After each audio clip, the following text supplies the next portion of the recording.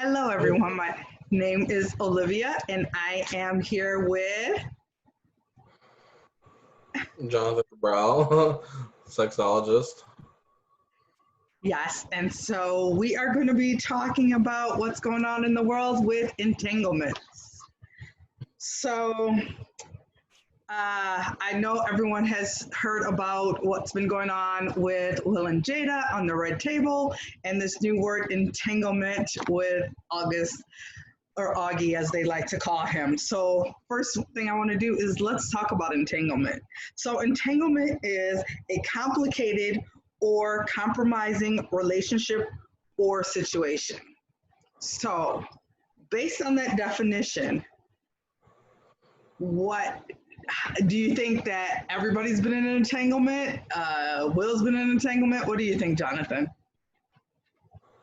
I don't know about Will, not to jump ahead too much, but in the talk I did on the red table, he didn't really address any of his own sort of relationships like that. So I mean, I'm not going to assume one way or the other. Maybe he did, maybe he didn't.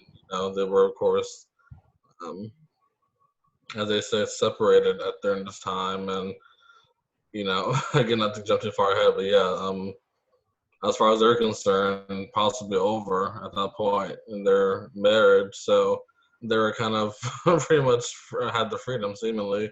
And then, I say he didn't address it, so I'm not going to say one way or the other. So I can't really say, but who knows, really? It's a mystery. Maybe some mystery will want to come out, or some celebrity will come out of the woodworks sometime in the future and make the same kind of claims. Who knows? But as of now, yeah, I don't know. So what about entanglements? Like, do you think that's something that is normal? People have complicated situations or relationships or compromising relationships? I think almost all relationships could be described as entanglements these days, at least ones, because it's just, I mean, that's a whole other topic.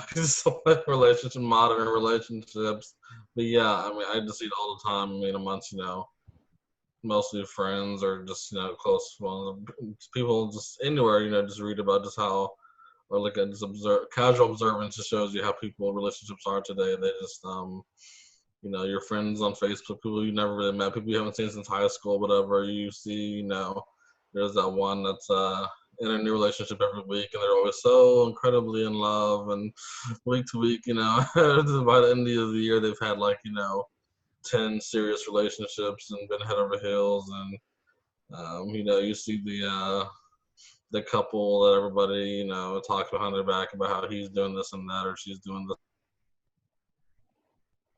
and that, and everybody knows it's a secret. Keep it quiet. The spouse doesn't know. Everybody else knows it's not. They don't know. Yeah, okay.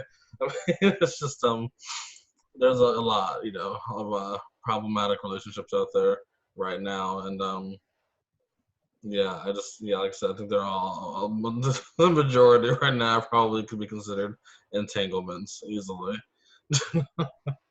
Definitely. I agree with you. I think everybody in their life has had an entanglement once, twice, maybe three times.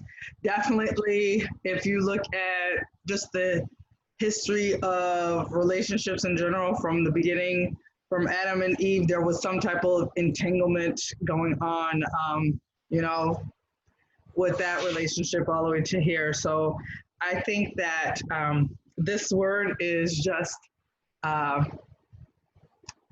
it's not a new phenomenon, the situation, but the word, I guess, is what got everybody all up in arms when that word came out.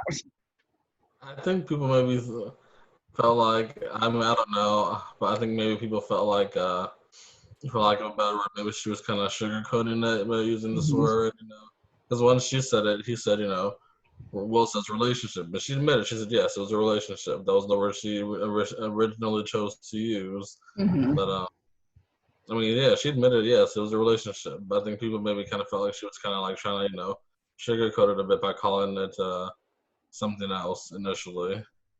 So, So, what did you think about the talk? the red table talk. Table talk. What did you think about it? Yeah, well, it was pretty. It's definitely much a shorter episode than a lot of the other ones. You know, it's only about something like just under 13 minutes or so. And of course, just the two of them. But they also had one previously, just around Father's Day, between the two of them. That's about 40 plus minutes long. So this one, they pretty much kept it pretty tight, you know. But I mean, honestly, I felt like, of course, none of us were there. We don't know the full details, but I mean, I felt like they were pretty upfront because I mean, for one, Will and Jada have been together pretty much my whole life. I mean, going on 29. They've been together for like married at least like 25 years. So as far as back as I can remember, you know, Will and Jada were Will and Jada. You know, I mean that's a long time for any relationship, of course, especially in Hollywood. You know, that's just almost never happens. So I mean, I've always thought, you know, they got to be doing something right. I mean, it's not like they don't have options. They're both economically autonomous and whatnot, and so on and so forth. So there's tons of reasons why, you know, they could easily not be together. So I've always seen them as, you know, a successful couple. Because personally, I don't look at people who are together for a long time necessarily as successful, because you know you never know what's going to be going on behind closed doors. But I've always seen them as, you know, a very solid couple. So I felt like they were honest. Um, she, you know, one thing, they never really badmouthed August. They never called him a liar. They never accused him of really anything at all negative. I mean, they made it clear, you know, they met him at a time where he was, as they put it, sick. Didn't really get into details. I don't know if that meant physically, um, mentally, and or you know, maybe both. I'm not sure. I think he has some sort of condition. I saw on Google. Didn't really get into it, but he has some kind of medical condition, I do believe. And so they kind of surrounded him, their family, the Smiths, and got very close to him and found some resources for him to help with, you know, whatever his situation was. And you know, during that time, of course, Will and Jada were having their own issues, which the public didn't know about, you know, which is good because they kept everything private. No, I had no idea they were separated for a period, um, almost possibly irreconcilably, you know. They said there was a point where they thought they were just done at that point, and they were possibly not going to get back together. So, yeah, I felt like it was pretty straightforward and honest. They talked a little bit about their own history, and um, they just have a way of dealing with things. I think, you know, just that. I remember him saying some years ago. He made big headlines about it, where, you know, he says you had to get to a point where divorce is just not an option, um, which I think a lot of people might take that different ways. But to me, it just means, you know, you're in it. It doesn't mean you deal with any and everything, any type of abuse or whatever, which is maybe how some people thought about it. And I didn't. I just think it means, you know, you take that off the table and you just deal. It doesn't mean you just excuse any type of behavior, but you find a way to work through it. You know, I mean, actually work, not slip it under the rug, where you work through issues. You know, and I think obviously that's probably what they've been doing for the past 25 years to make it this long. But yeah, I mean, there's a lot of things they talked about. We can go over that. I really, I thought they got again. I just felt was honest and open conversation about this thing that they weren't prepared to talk about initially. Probably never thought they would have to, you know. But I thought they handled it pretty well.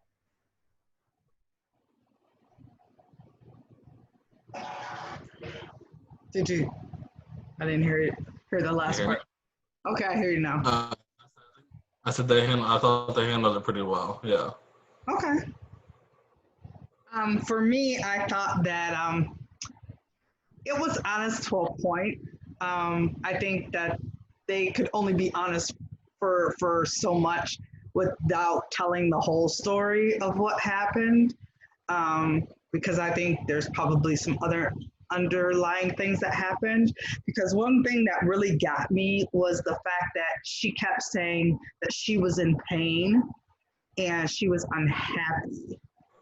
That one was really, that really resonated with me as a woman because I think that a lot of people um, feel that they have to go outside to find happiness, either spending money, uh, eating, like all these different things to quell what's in there that not happy.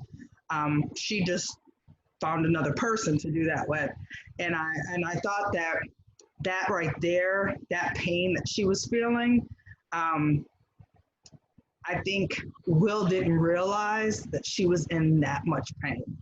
Because I think when they were talking, he didn't really realize that she was in so much pain. Because even at the end, one comment that she made was that he still hasn't talked to her, August still hasn't talked to her, and that, she's still sad about that.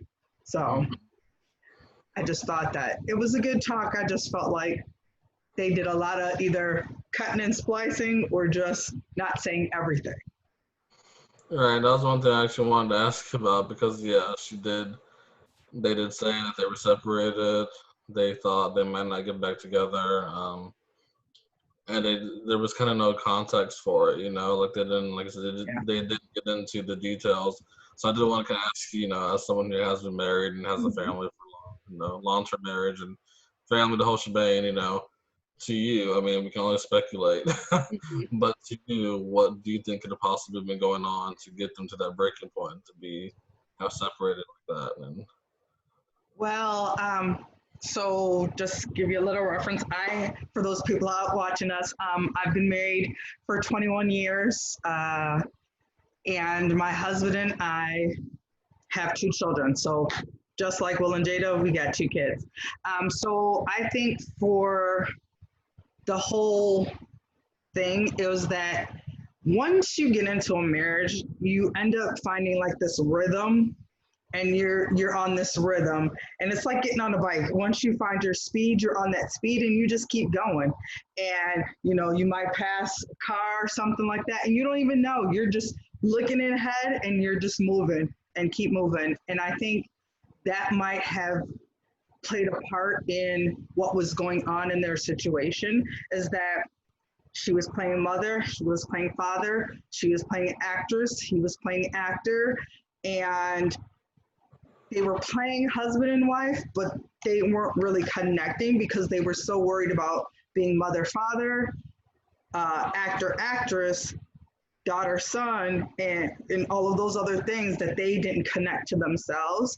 And that also breaks down a marriage. Like a lot of people don't realize that when you're in those type of long-term marriages, that you have to work on it. You have to have that communication, that time where it's just y'all and nothing else. And I think that might have been the downfall of where they were like, I'm through with each other, because they weren't connecting. So it was like, yeah, they're on that same path, riding down the train or riding down the road, but they get to this bump. He bumped and turned this way. She bumped and turned that way. And that was it. But it happened all the time. right, I think yeah, of course that time together is important, but what also comes to mind is that time to yourself. One of the I was studying once this book that it's just really stuck with me, that it broke down three main components for successful relationships, which of course you can list, tons. They're broken down into three, and one of them was self-expansion. And I think when you do come into marriage and you take on this sort of a multiplicity of roles as husband or wife, father, mother, son, daughter, employee, boss, whatever it is, whatever kind of work you're doing, if you're working, whatever, you have all these roles you're playing throughout your life constantly. And yeah, of course that togetherness is important, but also I think that time to just yourself, just your own, to pursue your own desires, your own interests, whatever it is. If you're not already doing that, just having that time alone just to breathe and take a break for a minute. I think that's part of the reason why sometimes people do get so. One of the things about affairs that is so alluring is that when you're with that person, you get to be a part of yourself that you're not necessarily in your marriage, you know, because in that setting, you're not a father, you're not a husband, you're nobody's son, daughter, whatever else, this and that. You're just you lost in this world of just excitement and, you know, just the whole thrill of it and whatnot. You're being reckless and irresponsible, like, you know, in adolescence, you know, it's kind of like another adolescence for people sometimes, I think, you know, basically you throw all those other roles aside and you're just this one part of yourself you get to be that you don't necessarily get to be with your partner anymore because you are so busy together or apart doing all these other things, fulfilling all these other obligations that you kind of lost that one part of you that's just wants to be like, you know, free and wild and just, you know, just feel good and whatnot. That's also too, and I agree with you on that. I think a lot of people don't also think about like you're growing, you're getting older. When you get older, you are changing. You're not going to be the same person when you said I do to where you are in your relationship. You've turned, like you said, and gone through so many different things as employee, wife, mother, son, husband, like all of those things. And like, I think for a lot of people, you have to, like you said, have to figure out who you are and what you want in life when you're in a marriage so that you can always communicate what your needs are. Because, like you said, when you are in the affair, you know, it's like a different adolescence. You can be you, you can be the person who you thought you were going to be when you were single. You know, you get to be romantic and all of that stuff that you can't be at home in your marriage. And for a lot of people, it's because you don't communicate those type of things to your partner. If you would communicate that, oh, I like to go on long walks, or I like to go to the hotel and role play and stuff that I do with my person I'm having an affair with, then you wouldn't have that issue because you would have been doing it with your partner. Right.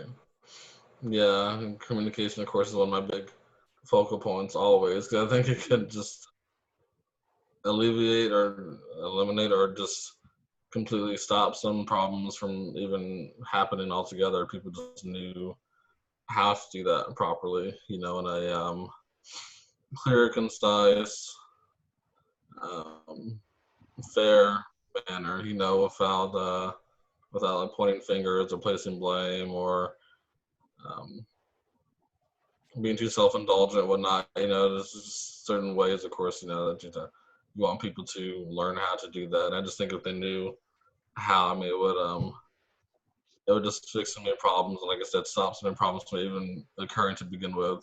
If you just take a moment to just stop and say, you know, hey, this isn't working for me, or I want to do this. I feel like we're headed this way, and I'm not sure if I'm, you know, comfortable with that or whatever the case. I'd rather we just take, you know, a break, slow down, observe things, figure out where we're going, what we're doing, or I'd rather do this. I'd rather live here. You know, I don't want to live in this neighborhood anymore. I mean, so many things that people, like you said, you get into your rhythm and your routine, and it becomes comfortable to the degree that you know how to function in that situation. But it doesn't necessarily mean you're happy. I mean, people can survive anything. People survived um, concentration camps and Auschwitz and slavery, and you know they were not those who were never comfortable or happy or content, but you know they had to learn to adapt to some degree and able just to get through it. You know, as humans, we have that very strong capability of adaptability. We can adapt to anything, you know, essentially, pretty much. But it doesn't mean we're happy. Yeah, I think we always have to keep that in mind. Just we do. I think we just kind of, like I said, get into those roles, and you do kind of lose, you know, a little bit, which I guess, you know, is gonna happen. You kind of lose a little bit of yourself. I mean, that's part of, you know, just adulthood in general. You know, it's no longer all about you all the time, especially when you have a family. But I think there's still, you know, sort of that line people kind of have to learn to walk. That's, yeah, you are self-sacrificing, but like the one saying I heard that says that you can't pour from an empty vessel. You still have to replenish yourself and fill yourself back up too. And you as an individual, and then you, I think, as a unit, as a couple, have to do it together. At the same time, kind of like mutually and um, autonomously, mutually and autonomously. I think both have to kind of replenish yourself as the individual and the couple in the unit, like always. Otherwise, what happens? People just get burnt out in the long run. So one thing, another thing that stuck out to me was the fact at the end when they talked about, ride together, die, ride or die. So bad marriage for life. So, what did you think about that statement? Well, I got it. It was a Bad Boys reference. I got it. They're just making a reference to Bad Boys. So if it wasn't for that, I would have been like, "What? Hold up!" But I knew what they were referring to, so I got it. And obviously, characters, Will Smith, Martin Lawrence, they're devoted to each other. So yeah, I got it. Yeah, I think for me, being in a marriage, I understood. Like some people, I was looking, they were like, "Oh my God, why would you say bad marriage for life?" Blah blah blah. And so, like you, I got the reference to Bad Boys because that's one of my favorite movies. So I got the reference, but I also got the understanding too because of being in a long-term marriage is that they were saying that for them, no matter what, they have love for each other. They're going to always have love for each other. They're going to do what they can to keep their marriage alive and well. Now, it might not be the typical that everybody thinks of marriage, but for them, it's going to work as long as they're together in each other's corner, making it work. Even though they talked about the almost 4.5 years ago that they were going to call it quits, but that might have been the time when they said, you know what, we're going to work this out, we're going to work through, and we're going to make it. Yeah. So one of the things, in the situations, people, it's like a lot of people tend to feel like they have to take sides, and I got people that are on Jada's side, on Will's side, on August's side. I'm in this group for fans of Insecure, which we talked about recently, the most recent season, and people, a lot of people. Somebody posted something about Jada's just like Issa. You can't trust these types of women. They're just gonna cheat on you no matter what. Even though, of course, these are both people who are in long-term relationships, both, and well, in Jada's case, I'll get into that a little more later. I wouldn't say she cheated under the circumstances. But, Issa did. They both stepped out, were with other men, once, or whatever the case. But so they're just dragging her, saying how they're just exactly alike, and you can't wife these types of women and stuff like that. So you got those, and you got some who I think are kind of uncomfortable or kind of surprised or take issue. They don't know how to feel. I think a lot of people about Will's this demeanor and attitude towards this whole thing. And some feel like he's maybe too passive about it or too calm. They're expecting a man to be angry that you slept with another man, whatever. Which, for one another, they have to remember again. This did happen 4.5 years ago. So they've had time to deal with it. He knows how he might have reacted when it first happened, but he's had time to deal with it. They've discussed it and moved past it at this point. For them, this is all old news. This is all new to us, but this is all old news for them. But I think a lot of people take. Infidelity is taboo in a way. And I think especially for the woman to have played, the perpetrator or whatever, and for the man to stay by her side, when the Clintons, Bill Clinton was in office and Hillary, the whole Monica Lewinsky thing happened. When Hillary stayed with him, a lot of people were surprised by that and took issue with that. That was kind of like the new shame. It wasn't bad enough that he cheated, but then she chose to stay by his side, a lot of people take issue with that. It's the whole way I think we've been taught to think about marriage and monogamy and fidelity and infidelity that, I don't know your perspective, but I know for me, I've always tried to look at as many different perspectives as possible. And I look at, the history of how we developed, as human beings over time, different civilizations and cultures that have existed, and some, earlier on, of course, the more primitive we were, the closer we were to nature, so the more natural we were. Whereas, here, we think, we're also sophisticated, which, we're not really, because you just look at people on a Black Friday, we're still animals. But, we think we're so evolved and sophisticated to a degree, but there's still that, underlying nature that exists. And also, we've kind of cultivated a way of thinking about these things where it's like, I heard like Dan Savage has said that we think of monogamy the way we think of virginity. You're monogamous until you have sex with someone else, and suddenly you're not. Whereas if you thought about like sobriety, like, okay, maybe you fell off the wagon, you can get back on and start over, which I think is kind of a way, maybe more realistic way of thinking about it. Because really statistically, most long-term relationships in some way are affected by infidelity in some way, because that means different things today. And one of my big things is that people really need to talk about what isn't and is not acceptable to them in a relationship. The sooner the better, because now it's not as black and white as it used to be. The core element of any affair, anybody cheating, is always the secrecy. But have you all talked about what's in, what's out? Because today, it's not just sleeping with somebody else. It could be sexting, texting, talking to an ex, being in a chat room, getting a massage with a happy ending.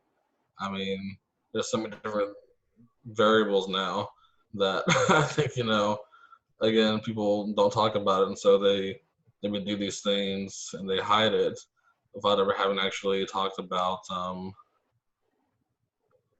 what is and is not acceptable in their relationship. I think we do put a lot of pressure on it to where we expect one person to fulfill our every need, and I think you can, however you go about that, it was never meant to be that way. Even if you're only sleeping with one person for the rest of your life, we need other people. We need, like the past, people lived in tribes. We weren't in the suburbs and these gated communities where people barely know their neighbors. We had a lot of people to live with and talk to and work with and help raise our children and help give us identity and purpose and fulfill our social needs. Then we move to the cities and it's like we're so much more isolated in a lot of these places, and looking to our partner to fulfill everything, to be your best friend and your lover and your confidant and the person you come home to and tell all your work stories, and they don't really want to hear it. They have their own day, whatever the case. Like, we just expect so much from one person, and this is the whole thing, I can talk about. It's its own subject, but essentially I just think, we have been taught a certain way to think about it. It's where, like Sarah Perel, a couple therapists have said that, in order to really talk about infidelity, you have to go beyond the black and white, good guy, bad guy, perpetrator, victim kind of mentality, and really dig into all the nuances and depths that exist, especially if you're somebody who's working with them to help get them through it, even just as a friend, a professional, whatever the case. It's much bigger and deeper than just the sort of black and white scope that the sort of way we've been taught to think about it for so long. I think it gets much bigger and deeper than that. But yeah, pretty much, people are dragging her. Some people are dragging him. Some people are dragging August. Everybody's, taking their sides and whatnot.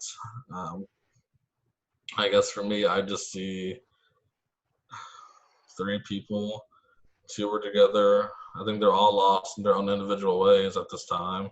And the Smiths came together as a family to help him, and she was emotionally needy in a way that her husband wasn't able to be there for her, and so she kind of leaned on the person she was closest to at that point. And I mean, she said she didn't see it as a transgression. I think, yeah, because like I said, they were thinking they were done. They're all but divorced at that point. They'd done everything but sign the paperwork. They're still legally married, but at that point, I guess this is almost like they may have not been. So she didn't see it as a transgression, and I think under the circumstances, I'm not going to say she cheated, considering, they did say that Will did not give his blessing. There was never a time where they sat down and talked. That was the one thing they did say. They never August never sat down and talked about that. He never gave, his blessing or just or so anything like that. Like Jada said, she just thinks August was trying to make it clear that he's not a homewrecker, which they both agree that he's not. Neither of them are blaming him or pointing fingers at him in that regard. I definitely agree that people are dragging all three of them. I think one thing that I think is funny is the comment that you said that they were comparing Issa and Jada, saying those aren't the type of women you need to marry. First of all, Issa and Jada, like you said, were in long-term relationships. But people have to understand the reasons why people cheat. Or why people step out and find comfort in other people. One, Jada said it. She was unhappy. She wasn't satisfied. She was in pain. You can't say, no one can say that if you were in her shoes, what you would do, because you're not there. So for her, leaning on someone that she was helping through something, they connected and made a bond. So she acted upon the bond. So for me, one thing I didn't agree with is the fact that he was in pain too, and she used her pain, and I feel like she sort of used it to level herself up with. She tried to heal her own self instead of letting him heal first. And then after he was finished healing, then they started a relationship. It was just my own little, I got kind of weird when she was talking about she was in pain, he was in pain, and but I mean, again, we can't judge because I wasn't in her situation, so she was in pain. For Will, the way he reacted, like you said, it happened a long time ago. But also, too, Will is the kind of person, he's not going to show all that emotion for everyone to see. That's one. He's not going to. Now, you could see his eyes were a little red. He was talking, he was a little still like in pain, hurt, but he wasn't going to show the world his full anger about the situation. Two, Will was doing his own thing. They did talk about he was doing other things too. Now, he might not have had an entanglement with someone, but he was doing his own thing too because they were both separated. So he couldn't, clearly, you can't just blame her for a situation when they both said they were clearly separated. And for August, all I heard was how he was blowing Jada's back out. That's how I was getting it when I was looking on social media and stuff. And I felt bad for him because at first, when he first said it before they came out, everyone was like, oh, it's a publicity stunt. He's only doing it because he's coming out with new music and he wants to be seen. And I felt that the whole time when he was talking to Angela Yee was that he was in pain because he was in love with her. And I think that for me, the part that I had issue with was this guy was so in love with her, and he ended up being dropped because they got back together. Like they had him close into the family knit, and then they dropped him as soon as they got back together. So I feel like for him, I think that pain was probably very uh, palpable. And so that's the reason why he hasn't talked to them or talked to her, and why he even said what he said. So, again, like I said, the whole thing, there's no sides. Nobody was right. Nobody was wrong. I just think that people need to understand hurt people hurt. So she was hurt. So she did what she did, and it caused hurt for August, and then caused hurt for Will. Will did what he did, which caused hurt to Jada. So everybody gets hurt in the situation. Yeah, that's normally what happens in this type of situation. One thing she had said that I really related to, I think about really, I think all the time, is how people try to fix their own pain, their own past, their own hurts by fixing other people. And I think that's so often I see more and more as I've gotten older. There's so many relationships based on mutual pain, mutual suffering. You know, two people bleeding and all over each other, basically. And I question sort of the line of where is and is not healthy, for a good relationship. I mean, I think we're all, nobody goes through life without some bumps and bruises. I mean, everybody goes through things. Some are maybe bigger than others. Some are maybe more profound than others. Some maybe more traumatic, But I think people start to use other people as like emotional crutch, When you have an issue, codependency, I think you have an issue. When you're trying to heal yourself through someone else, I mean, in a relationship like that, I don't think it works. I think like if you're a professional like coach or therapist or counselor, maybe it works, because then that's your life, you're turning negative into positive. Your life's work is to heal others from your own brokenness. I mean, I can see in that way maybe be more healthy, but in a one-on-one relationship, I just see how the dynamics get very how to explain it really. Just just put plainly negative. Really, it's it turns into there's no sort of it's like they're each kind of needing that sort of stability from each other that the other really can't provide because they're not well enough to do so. And so the foundation is pretty much we're both in pain, but I need you to be this for me at this moment, and they can't because they're pretty much in the same place you are, and I think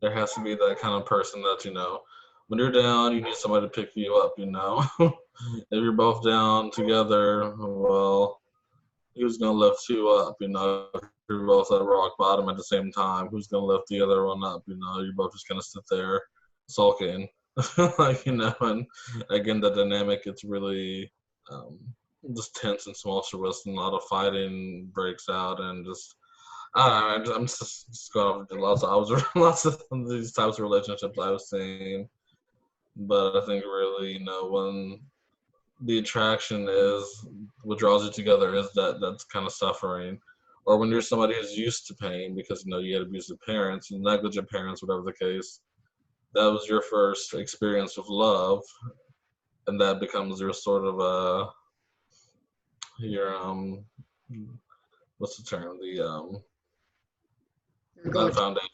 Mm-hmm. What's Your it's foundation, something your love foundation. huh? Your foundation of how you cope. Or I'm thinking template. It becomes like your template. Mm-hmm. That pain, that suffering, that's your idea of love. And so, you have this laundry list of all these things you're looking for in a partner or whatever, but then whenever somebody brings you somebody like that, you're not feeling it because they're healthy basically, and you're not emotionally. They might look it on paper, but emotionally they're not vibing with you. You're not connecting in that way because you're still emotionally.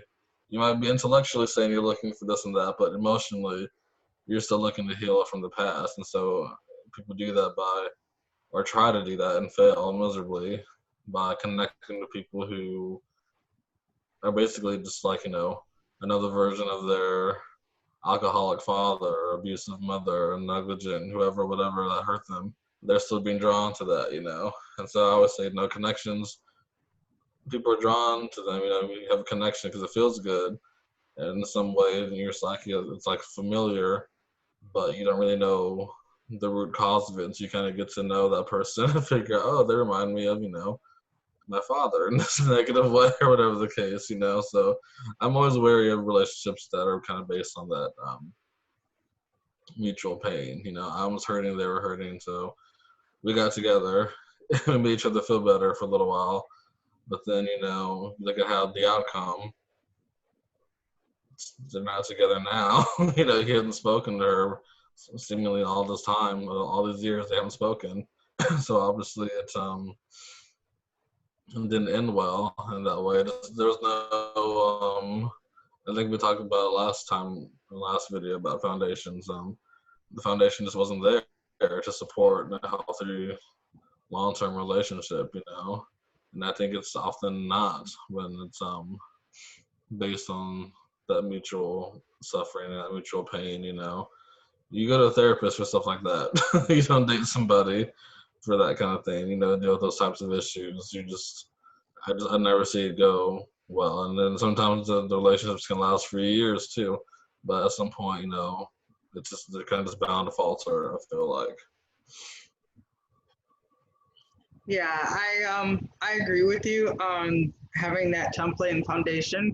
That's why I think it's very important, like you said, you need to pour into yourself as a person and figure out what you need and what you want in your life before you get into any type of relationship. Marriage, boyfriend, girlfriend, even a relationship with a friend. Know what you want, what you're looking for.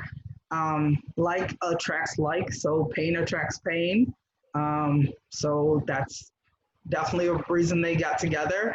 But happiness attracts happiness. So figure out what you need, what you want, and once you figure those things out, then you can start a relationship. But back to what you were saying, as far as communication, is if you go into a relationship just like you're going in to negotiate your contract. These are my um, list of demands of what I want. These are your list of demands of what you want. Let's see where we can meet at.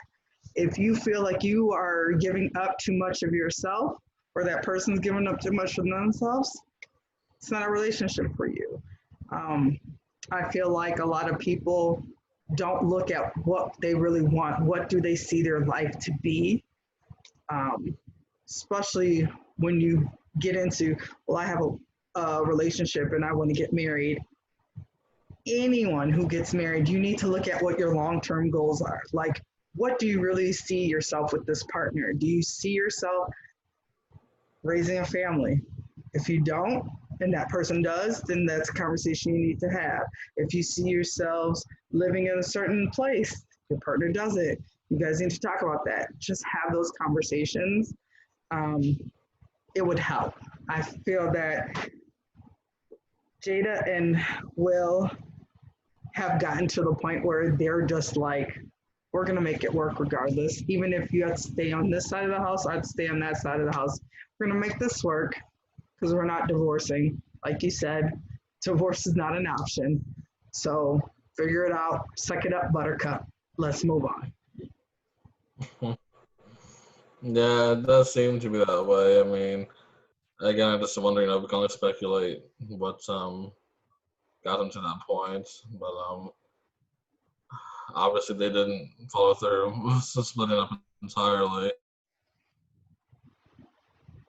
And maybe, as I'm sure as it might have been, they probably might have still had that kind of, that grounding thought in the back of that, we're gonna get there just somehow, some kind of way, at some point. This is not gonna be the end of us. I mean, that might have still been there for them.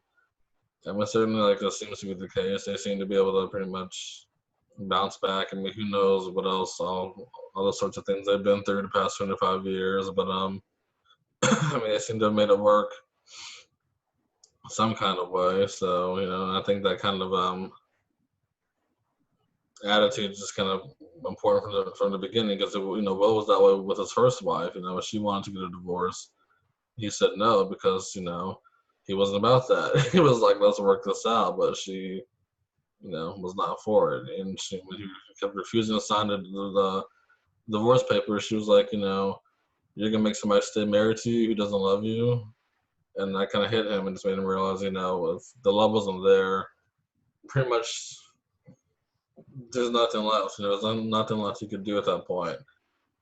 And I mean, that's a whole other thing. I think the love is kind of, generally more times than not, you still love somebody, but maybe can't function with them in a relationship at the same time. And love doesn't always equal, I think, functionality. You fall in love and just be terrible for each other, terrible companions, terrible managing finances together, terrible raising children together. It just doesn't work. They're in love, but it just doesn't work in the other aspects, kind of where it matters. And so I mean that's a whole nother thing. But pretty much, I think he's just always been that type, just had that attitude, that he was just gonna work it out, but as long as his partner is a willing participant. With his first wife, she no longer was. And so Do you think that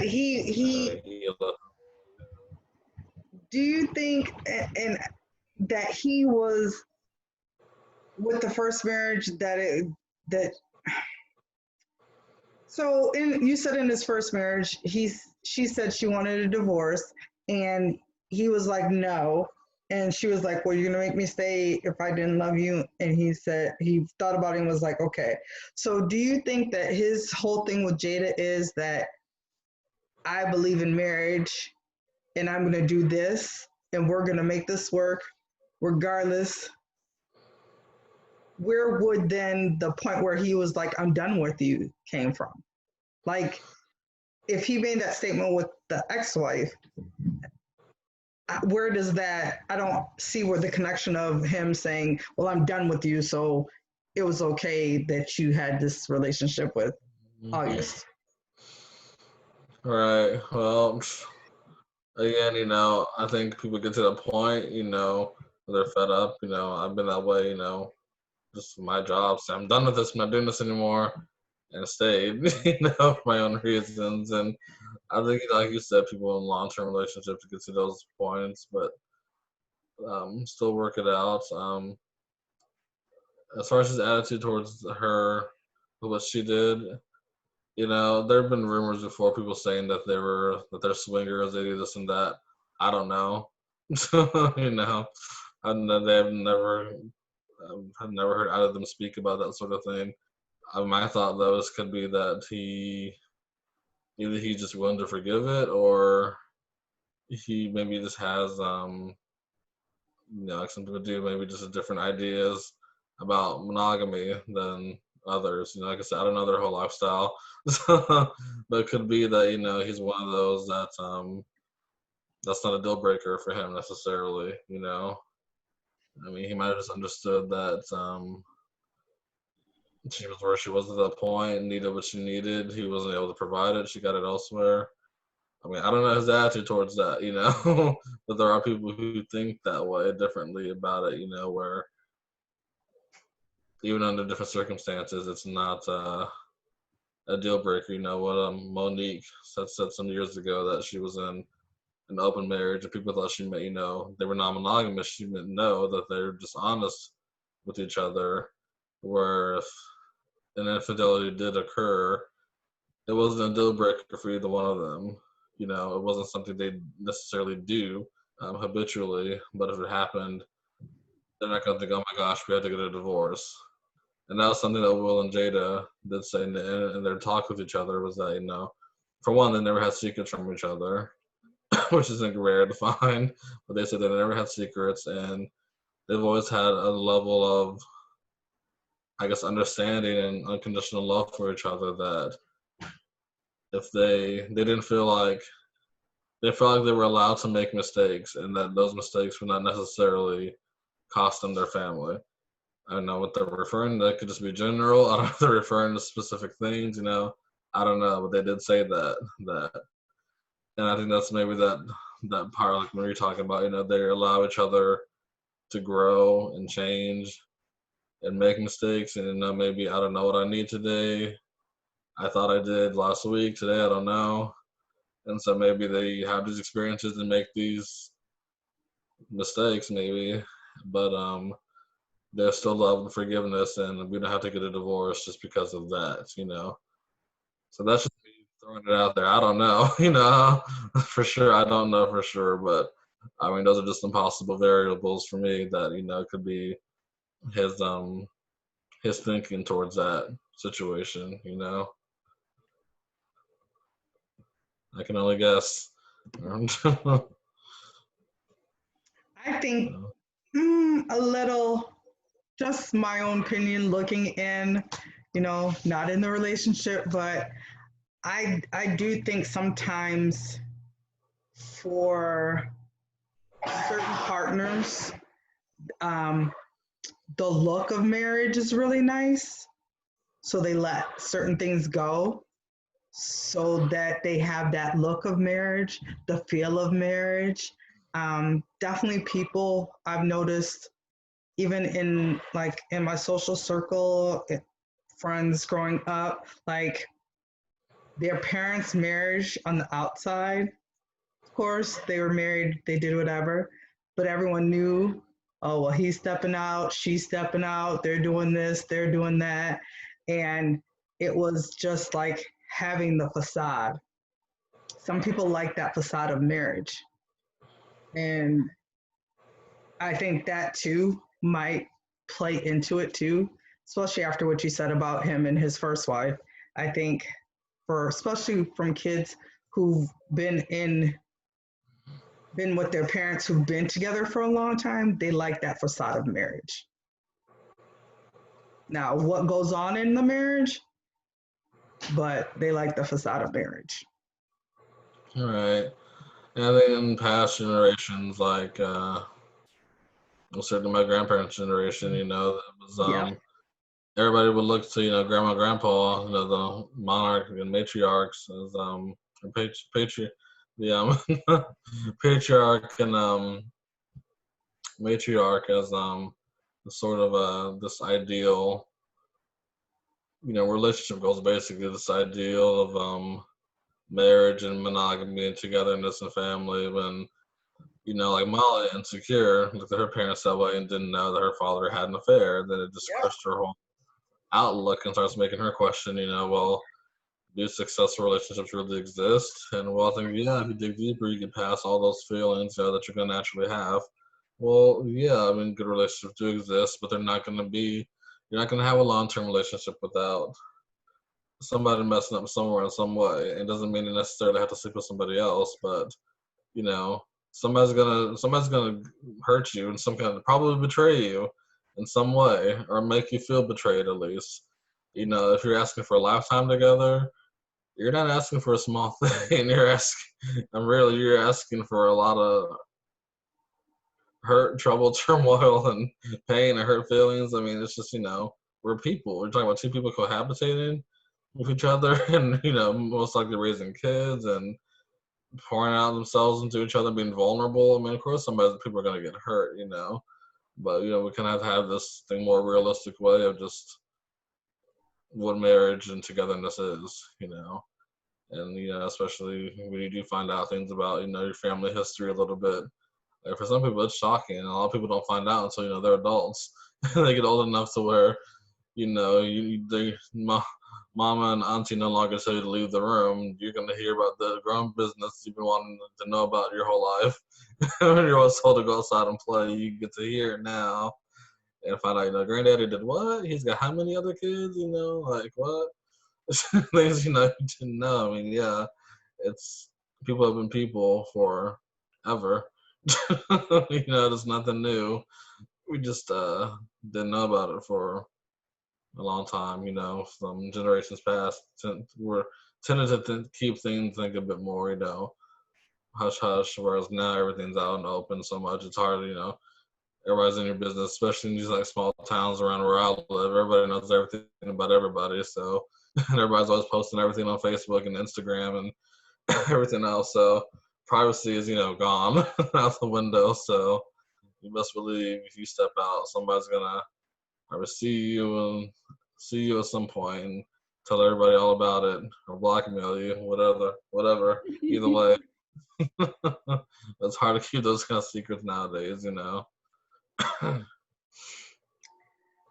So what we've learned is entanglement has been around for years. We've all had some dealings with some type of entanglement in our lives. Either our parents, grandparents. This is nothing new. Will and Jada just put this new word to what complicated relationships as their status on Facebook has now turned into. Instead of complicated, it's going to say entanglement. Mm-hmm. Yeah, so is an entanglement. Yeah. We'll all know what that means to some degree. Definitely. So I guess we will close out.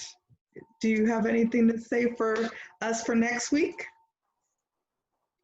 Oh, yeah. I don't know. Just, or from one week to another, you never really know. I mean, there might be a new show or a movie that comes out that we'll see, or might hear about something, might have a situation that comes up, in our own kind of lives, our own circle, whatever the case. I mean, we're always open here, especially with this format, I like that, it's not just me talking on Facebook Live, whatever, to people, whoever's listening by myself, it's why I was asking you if you had any. And I was hoping you were going to choose a subject because I didn't want to talk about it, especially, well, it's still pretty new because, there's internet, just the way things are, there's always something going on, something new, and you blink, it's like, something's old now. So I was definitely wanting to talk about this. I think there was a lot to talk about with it, so about this, it's not a one-man show, it's not just me, so other people come in and have ideas and topics and whatnot. So, I'm always open, always willing to see what comes out, what comes up, of interest for the next week or so. So, and yeah, just as always, we're here, we do these videos, we are both professionals, in our fields, and so we're always here, anybody out there in your own entanglements need someone to talk to, whatever, you can reach out to us. We link our pages and the information in the video, so we're always accessible, but I can always reach out and say hi, whatever, talk about your problems, whatever the case, it's always there. So not just here to talk, also, not just here for the videos, but also here, to really delve into these things in real life for people, whoever's dealing with any type of situation, really, whatever it is. I mean, there's a plethora of them, whether it's sexual dilemmas, relational, communicational, and whatever the case, we got you. So you can always hit us up. All right. Thank you for having me again, Jonathan. I love coming on here with you. And again, like Jonathan said, if you need anything, let us know. Drop a comment below. All right. Good night. Good night. Good evening. All right. Wherever you are. Bye. See ya.